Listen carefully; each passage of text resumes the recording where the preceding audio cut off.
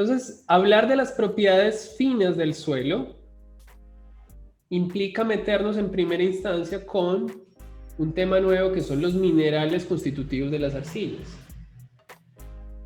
Y hablar fundamentalmente de los diferentes tipos de arcilla en función de los diferentes tipos de minerales.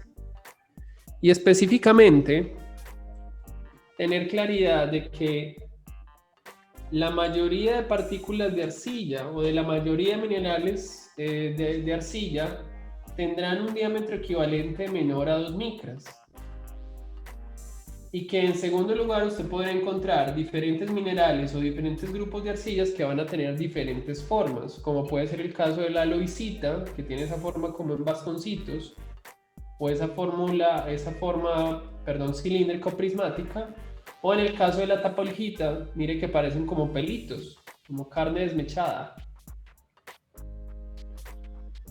Entonces, en esencia, esa forma tendrá una influencia eventualmente sobre el comportamiento de la arcilla o sobre el comportamiento del suelo. Entonces, esas partículas o esas diferentes formas, serán, digamos, el resultado de diferentes procesos químicos y de diferentes establecimientos de estructuras dentro del suelo.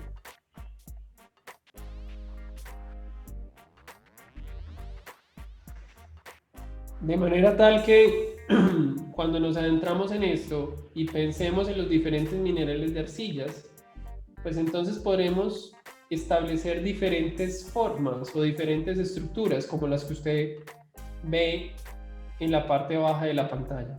O dicho de otra manera,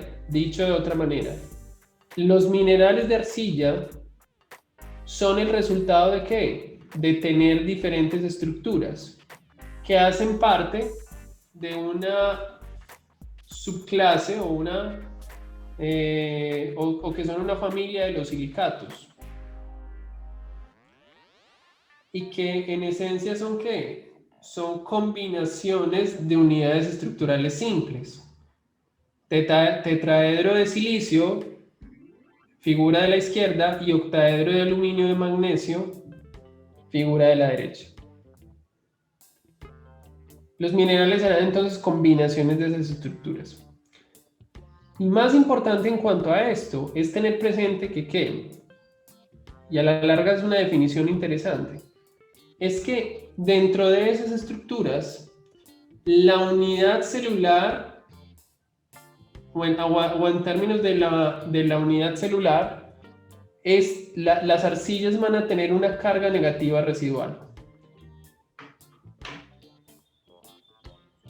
Y eso cobrará mucho sentido cuando tengamos que tener procesos que tengan o que involucren el agua. ¿Por qué? Porque esa carga negativa residual de las arcillas propia de estos minerales podrá ser balanceada o no en función de lo que se dé un proceso que más adelante veremos, que es la absorción de cationes y que empieza a ser un intercambio químico que se da a nivel micro sobre la arcilla. ¿Y qué es lo que permite explicar por qué hay arcillas más plásticas que otras? O por qué hay arcillas que absorben más aguas que otras, o que retienen más agua que otras. Entonces, en ese sentido, en ese orden de ideas, esas estructuras simples, el silicio, el aluminio y el magnesio, pueden apilarse, pueden interconectarse entre sí para dar lugar a una estructura más importante en forma de hoja y que pueden repetirse de manera indefinida.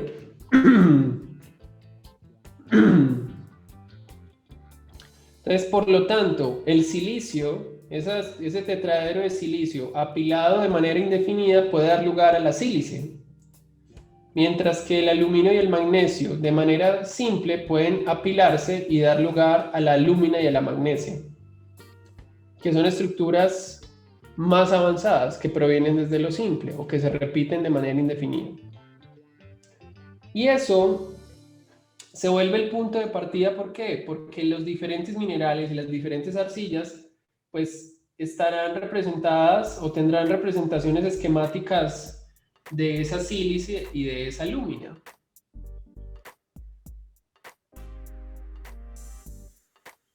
Representaciones que permiten eventualmente diferenciar los materiales. Y que en el caso de lo que usted ve en la parte inferior izquierda, pues viene estando representada por esas figuritas que usted ve en pantalla. Unos trapecios hacia arriba y hacia abajo, en representación de hojitas. Ese sheet viene de hojitas o de estructuras apiladas de sílice o un silica sheet. O en el caso de la forma octaédrica, pues tener la posibilidad de contar con hojitas de gipsita, que son estructuras apiladas en relación a los cationes de aluminio o a la lúmina propiamente, y hojitas de brucita, que son estructuras apiladas en relación a cationes de magnesio o sencillamente magnesia. De ahí que a la larga usted pueda entonces clasificar los minerales de las arcillas y tipificarlos en diferentes grupos. ¿Por qué? Porque la unión de esas representaciones esquemáticas da lugar a lo que usted va a encontrar en la parte de abajo, los diferentes minerales de arcillas. La caolinita, la aloicita, la pirofilita, la esmectita, la vermiculita, la hilita, la clorita y otras capas mixtas o otras capas combinadas. Eso básicamente vienen siendo ¿qué? Ensambles. Y esos ensambles tienen diferentes nombres, diferentes características de comportamiento. ¿Qué le reseño yo en la parte baja de la pantalla? Le reseño 3 tipos de grupo: la caolinita, la esmectita y la hilita. ¿Por qué se lo reseño? Porque en la naturaleza son los minerales de arcilla más comunes y son, digamos, los que tienen mayor representatividad. Usted puede encontrar en la literatura que le hablan de más del 90% de los minerales de arcilla en el mundo se encuentran enmarcados dentro de estos 3 grupos. Entonces, a la larga, entender cómo se comportan esos 3 grupos es entender la mayoría de arcillas en el mundo. Lo que implica que eventualmente, entendiendo estos grupos, pues usted podrá unificar la clasificación y dominar de alguna manera el comportamiento del material. Entonces, es nuestra intención, en primer lugar, que saber que las arcillas o los diferentes minerales son ensambles de estructuras apiladas que provienen a su vez de estructuras simples, y que esas estructuras simples tienen una carga negativa residual, que van a tener una interacción con el agua o con agentes externos dentro de lo que será conocido como un intercambio de cationes, y que dará lugar a un proceso que se llama la adsorción, que lo veremos en unos instantes, y que es lo que termina por explicar por qué unos minerales o unas arcillas son más plásticas que otras y absorben mayor cantidad de agua.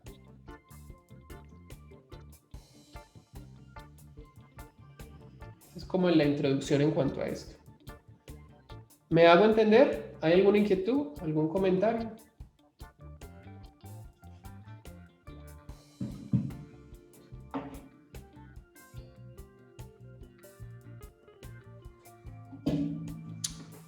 Jóvenes, muchachos. Todo claro, profe, hasta ahora. Bueno, quedan callados. Yo sé que el lunes en la mañana, pero es un gran día también. Los lunes tienen su encanto. Muy bien. Entonces, hablemos de ese primer grupo. La caolinita o kaolinite. Mira que le coloco el nombre para que usted lo pueda referenciar desde cualquier bibliografía o literatura. ¿Qué características tendrán estas caolinitas? Las caolinitas, mírelo acá, están constituidas ¿por qué? Por una lámina de alúmina hidratada sobre una lámina de sílice. Entonces recuérdelo. Alúmina, estructura apilada octaédrica de manera indefinida. Sílice, estructura tetraédrica apilada de forma indefinida. Entonces mire que el sílice o el silica sheet, pues hace referencia al sílice, viene del inglés, es un trapecio y la alúmina viene siendo un rectangulito con una G, una lámina o una hojita de gipsita. Realmente es una lámina de gipsita. Entonces tenemos acá rectangulito con la G, gipsita y lámina de sílice. Eso es en esencia, digamos a nivel molecular, pues es en esencia que es la caolinita. Aquí le muestro yo una figura que está dentro de un fantástico libro, que es el libro de Mitchell y Soga, es el libro de comportamiento del suelo, Soil Behavior.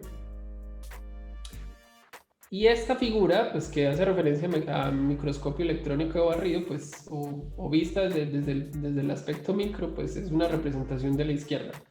Usted quizás dirá, pues que no se parece mucho, pero químicamente, pues es representativo. ¿Qué es interesante de las caolinitas? Las caolinitas, como se lo menciono yo acá, son arcillas que no son tan expansivas. Dado que el agua no puede entrar fácilmente en sus retículas o en su estructura. Lo cual hace que este tipo de arcillas sea moderadamente plástica y que tengan una permeabilidad mayor que las que contienen otros minerales arcillosos de otros grupos. Entonces, mire un aspecto muy interesante de la caolinita. La caolinita y las arcillas, por tratarse de ser materiales cuya clasificación está en función de la consistencia, pues van a sufrir un proceso de hidratación. Es decir, usted dentro del laboratorio ingresará agua sobre estas estructuras. Entonces mire que las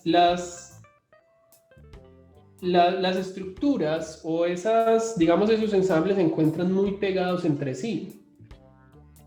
Entonces, de alguna manera, el que las arcillas no sean tan expansivas implica de alguna manera que cuando el agua intenta entrar sobre estas retículas, pues ella lo encuentre difícil. O sea, ella pasa, pero lo encuentra difícil. El agua no va como en un camino tan expedito. Entonces, en ese sentido, estas arcillas, no tienen mucha capacidad de recibir agua. Son más bien estructuras muy cerradas. Y eso es lo que a la larga define mucho su comportamiento. Y esta figura del agua se puede entender mucho mejor a la luz del siguiente grupo, que es conocido como las montmorillonitas o montmorillonites, y que es un grupo, o más bien un subgrupo de las esmectitas, que son esos otros minerales representativos o de mayor presencia en la naturaleza. Y específicamente usted puede notar aquí la diferencia. ¿Por qué? Porque si usted compara lo que es la caolinita, la lámina de alúmina hidratada sobre la lámina de sílice, pues podrá ver que en el caso de la montmorillonita, subgrupo de las esmectitas, este tipo de mineral está constituido ¿por qué? Está constituido por una lámina de sílice entre dos láminas, una lámina de alúmina, entre dos láminas de sílice. Trapecio arriba, trapecio abajo y lámina de gipsita. Pero va a notar cómo esta estructura a la larga es más abierta, o químicamente o microscópicamente es más abierta, lo cual implica que cuando tengamos ese proceso de hidratación, cuando le ingresemos agua a la arcilla, ella sí encuentre un camino expedito. Es decir, este tipo de grupo sí tenga la mayor posibilidad de tener mayor agua, al menos químicamente hablando, que la que usted puede tener acá. Lo cual implica que en el caso de la montmorillonita, pues esta explique el comportamiento de la existencia de lo que nosotros llamamos las arcillas expansivas, porque son arcillas que de alguna manera son muy plásticas y que esa plasticidad y esa expansión se base en esa distancia o en esa posibilidad de recibir agua a nivel químico, a nivel molecular, por así decirlo. ¿Por qué? Porque el agua, mírenlo acá, el agua ingresa fácilmente sobre la estructura. No como en el caso de la caulinita. Son aspectos distintos.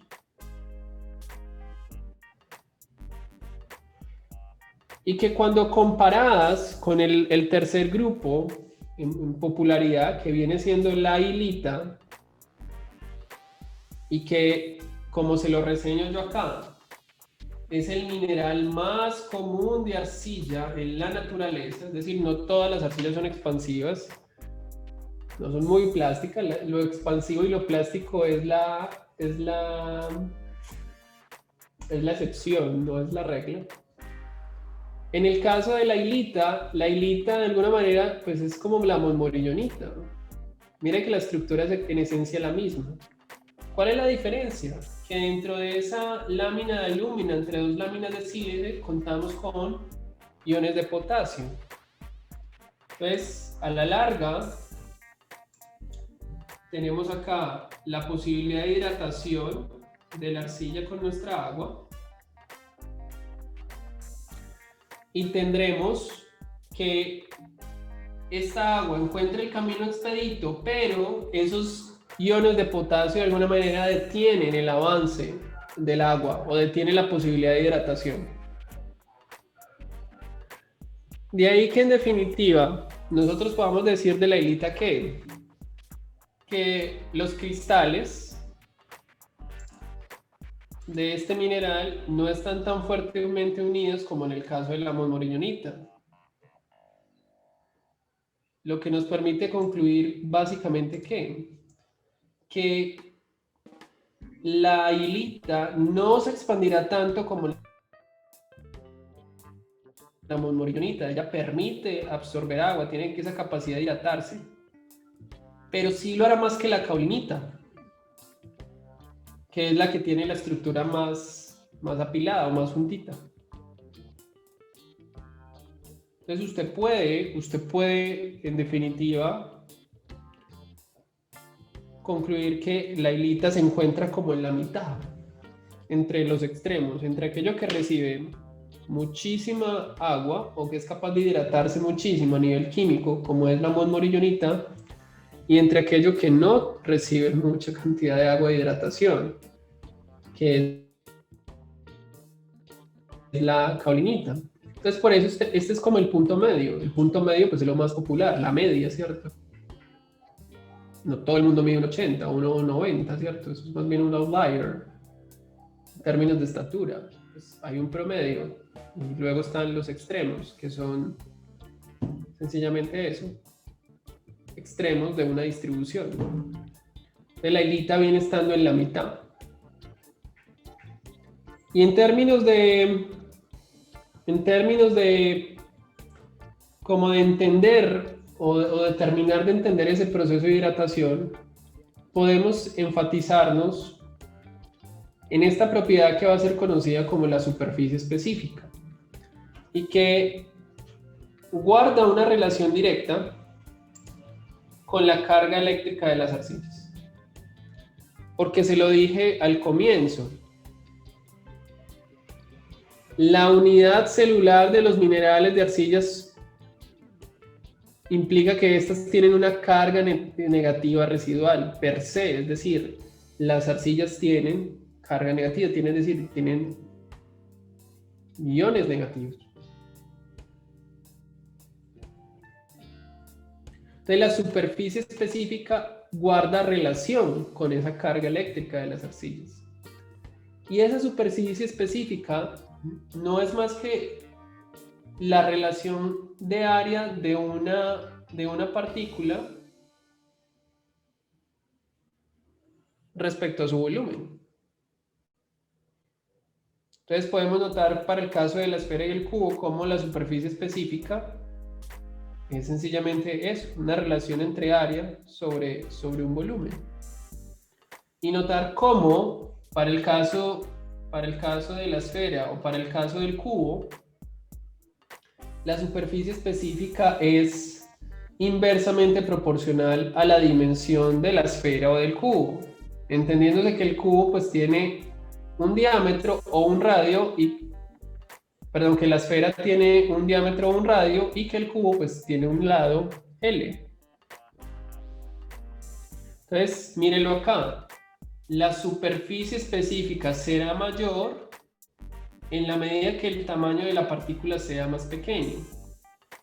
O dicho de otra manera, nosotros podremos tener gran superficie específica en la medida que tengamos mayor representatividad del área respecto al volumen. Lo cual es una propiedad ¿de qué? De las partículas alargadas. Porque estas tienen un espesor muy pequeño en comparación de sus otras dimensiones. Por eso nosotros hablamos desde el punto de vista de las estructuras que se apilan de manera indefinida, hablamos de esos sheets o como de esas laminitas. Porque básicamente lo que estamos haciendo es que apilar estructura sobre estructura sobre estructura sobre estructura sobre estructura, generando laminitas que van a tener una carga negativa residual. Y que tendrán entonces superficies específicas altas. ¿Cómo se explica básicamente eso? Se explica básicamente en función de esta figurita que voy a hacer acá. Que si decimos que la superficie específica es alta, implicará que el área es grande en comparación con el volumen. Entonces, desde el punto de vista de una lámina o de una hojita, básicamente, ¿qué significa eso? Que nosotros tenemos gran cantidad de área,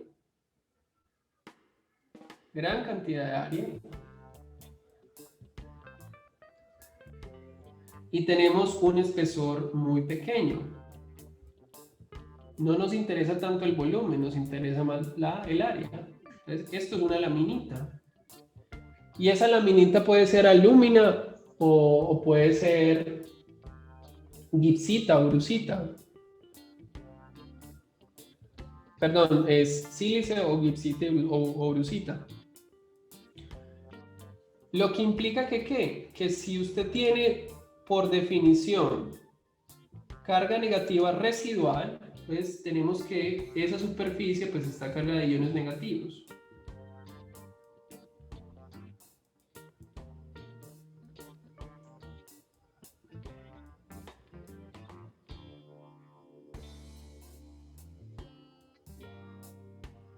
Mírenlo ahí.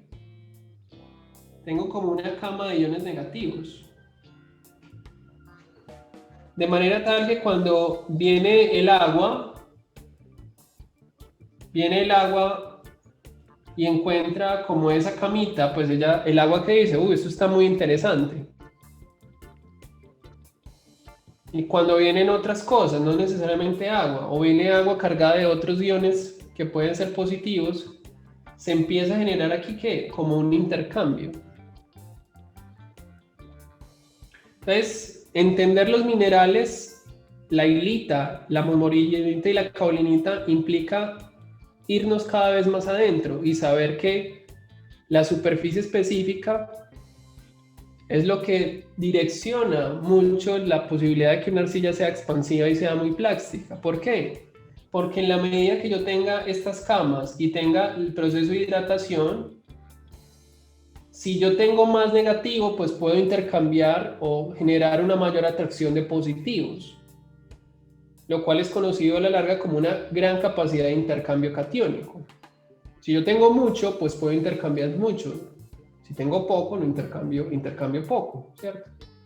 Oferta y demanda. Lo que implica que desde la superficie específica, mírelo acá, caolinita, hilita y momorilionita, podamos notar cómo la monmorillonita, que dijimos hace unos instantes, es el mineral más plástico y es el mineral que produce arcillas más expansivas, es el que tenga mayor superficie específica, es decir, el que tenga más camita para intercambiar con cosas positivas que viajan en el agua. De ahí que cuando usted analice, por ejemplo, analice lo que viene siendo la capacidad de intercambio catiónico real, en esta unidad que aparece acá, que es una unidad más química, miligramos equivalentes de hidrógeno por 100 gramos de coloides. Puede que no sea tan relevante, pero sí sea relevante que encontrar la magnitud. Entonces darse cuenta que a mayor superficie específica usted tiene mayor capacidad de intercambio catiónico y que de alguna manera la proporción o la probabilidad de que ese intercambio se dé es mayor, es decir, usted tiene una posibilidad de 1/6 o 1/7 de tener un intercambio. Mientras que, por ejemplo, en la caulinita, que es la estructura más cerrada, la sustitución isomorfa sea menor, porque la capacidad de intercambio catiónico es menor y porque la superficie específica es menor. Entonces, a mayor área de esa hoja, más puedo intercambiar, más puedo absorber o hidratarme. Y entre más me hidrate, pues más plástico, es más consistente y más cohesivo seré eventualmente. Y nótese cómo la hilita está en la mitad, entre el extremo que no intercambia casi, con superficie específica baja, con el otro extremo que intercambia muchísimo, con una gran superficie específica. Lo menos expansible, lo más expansible y la mitad. Para complementar lo que acabo de decir, en esencia, ¿qué significa eso? Esta agua viaja con cosas positivas.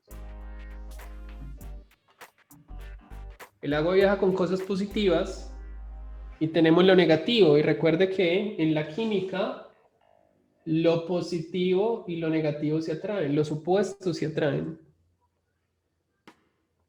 En la química, en la realidad, a veces no tanto, ¿cierto? A ti te gusta el reggaetón, a mí me gusta el rock and roll. Podemos llegar a puntos de acuerdo seguramente.